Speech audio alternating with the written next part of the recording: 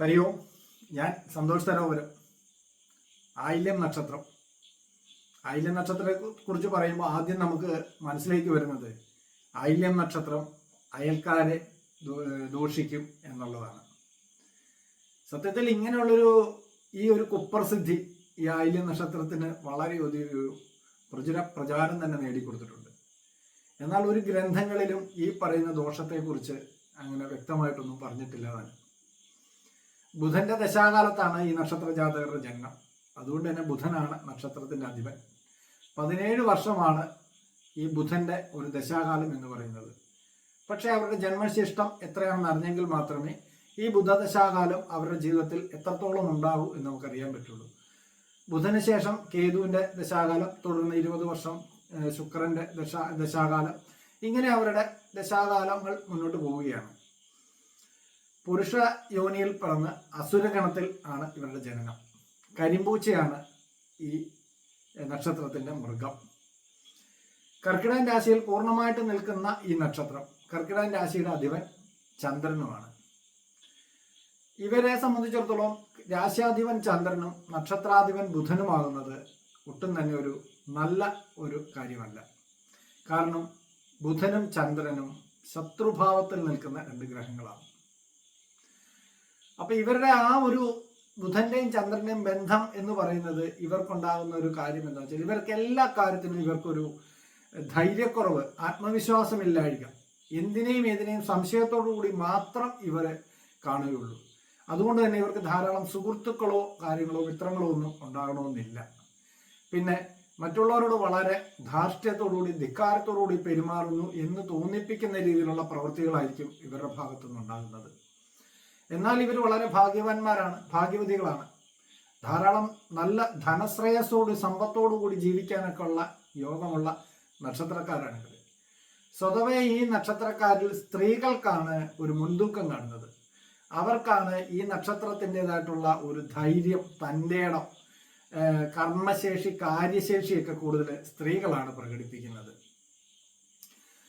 ഈ ബുധനും ചന്ദ്രനും തമ്മിലുള്ള ഈ യോഗത്തെ പോലെ തന്നെയാണ് ഈ കർക്കിടകൻ രാശി എന്ന് പറയുന്ന രാശിയാണ്. വ്യാഴന്റെ ഉച്ചക്ഷേത്രമാണ് കർക്കിടകൻ രാശി.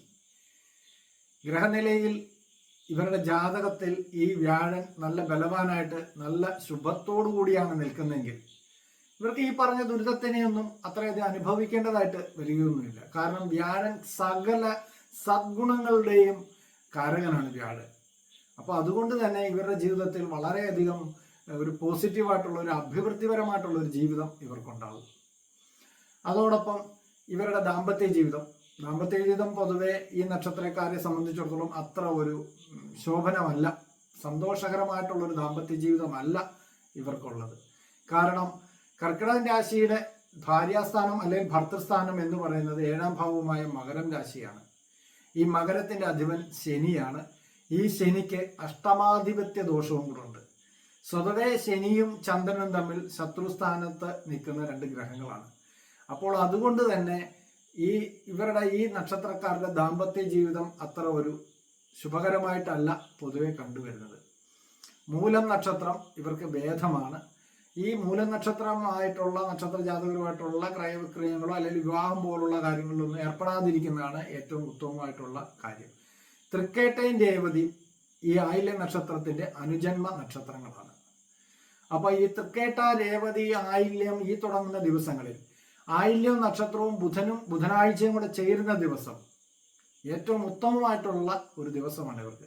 പുതിയ സംരംഭങ്ങൾ തുടങ്ങാൻ അല്ലെങ്കിൽ ധനാഭിവൃദ്ധിക്ക് ഉതകുന്ന രീതിയിലുള്ള കാര്യങ്ങളൊക്കെ ചെയ്യുന്നതിന് ഏറ്റവും ഗുണമായിട്ടുള്ള അല്ലെങ്കിൽ ഉത്തമമായിട്ടുള്ള ദിവസമാണ് തൃക്കേട്ട, രേവതി, ആയില്യം ഈ നക്ഷത്രങ്ങൾ അല്ലെങ്കിൽ ബുധനാഴ്ചയോടുകൂടി വരുന്നത് ഏറ്റവും വളരെ നല്ല ഒരു കാര്യമാണ്.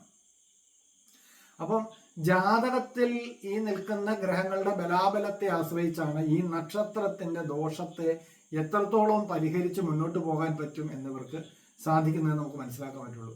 ഈ ആയില്യം നക്ഷത്രത്തിന്റെ 1ാം പാദത്തിൽ ജനിക്കുന്നവർക്ക് ഒരു അത്ര ദോഷഫലത്തെ പറയുന്നില്ല. ഈ നക്ഷത്രത്തെ കൊണ്ട് പറയുന്ന ദോഷകാര്യങ്ങളിൽ ഈ 1ാം പാദത്തിൽ ജനിക്കുന്നവർക്ക് ആ ഒരു ദോഷാനുഭവത്തെ പറയുന്നില്ല.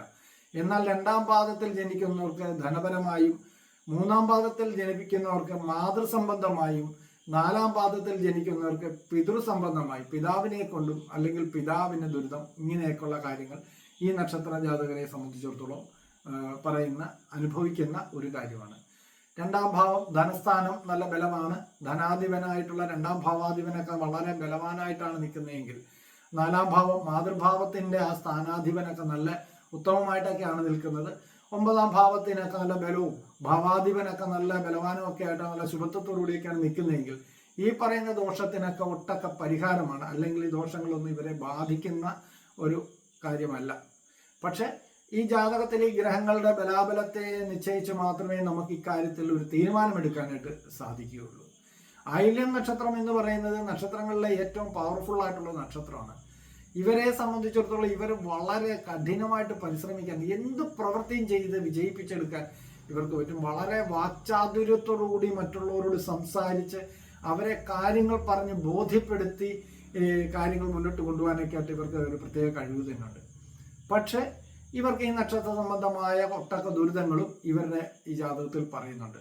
അപ്പൊ ഈ ദോഷത്തിന്റെയൊക്കെ ഒരു പരിഹാരം അല്ലെങ്കിൽ എന്താണ് ചെയ്യേണ്ടതെന്ന് വെച്ചൊക്കെ മനസ്സിലാക്കണമെങ്കിൽ ജാതകത്തിൽ ഈ നക്ഷത്രാധിപനായിട്ടുള്ള ബുധനും രാശ്യാധിപനായിട്ടുള്ള ചന്ദ്രനും 7-ാം ഭാവാധിപനായിട്ടുള്ള ശനിക്കും വ്യാഴന്റെ ബലം, 9-ാം ഭാവം ഭാഗ്യാധിപനായിട്ടുള്ള വ്യാഴന്റെ ബലം തുടങ്ങി ഇങ്ങനെയുള്ള കാര്യങ്ങളെല്ലാം മനസ്സിലാക്കി മുന്നോട്ട് പോകുന്നത് വളരെയധികം ഉത്തമമായിട്ടുള്ള കാര്യമാണ്. ശുക്രന്റെയും ചന്ദ്രന്റെയും രാഹുവിന്റെയും ദശാകാലം ഈ നക്ഷത്രക്കാരെ സംബന്ധിച്ചിടത്തോളം ഒട്ടും തന്നെ നല്ലൊരു കാര്യമല്ല. ശുക്രൻ എന്ന് പറയുമ്പോൾ ഭോഗകാരകനാണ്. ജീവിതത്തിലെ എല്ലാവിധ സുഖങ്ങൾ സന്തോഷങ്ങൾ അനുഭവിക്കാൻ ശുക്രനാണ് നമുക്ക് അവസരം നൽകുന്നത്. അപ്പോൾ ആ മാനസികമായിട്ടുള്ള സന്തോഷം, ശാരീരികമായിട്ടുള്ള ഒരു സുഖങ്ങളെല്ലാം നൽകേണ്ട ചന്ദ്രനാണ്. മാതാവിനെ കൊണ്ടുള്ള സുഖങ്ങളും എല്ലാം നൽകേണ്ട ചന്ദ്രനാണ്. അപ്പൊ ഈ രാശിയുടെ ഈ നക്ഷത്രത്തിന്റെ അധിപനാണ് രാഹു, സർപ്പം. ഈ രാഹു എന്ന് പറയുന്ന ആ ദശാകാലത്തിന്റെ ആധിപത്യവും ഈ സർപ്പത്തിനാണുള്ളത്.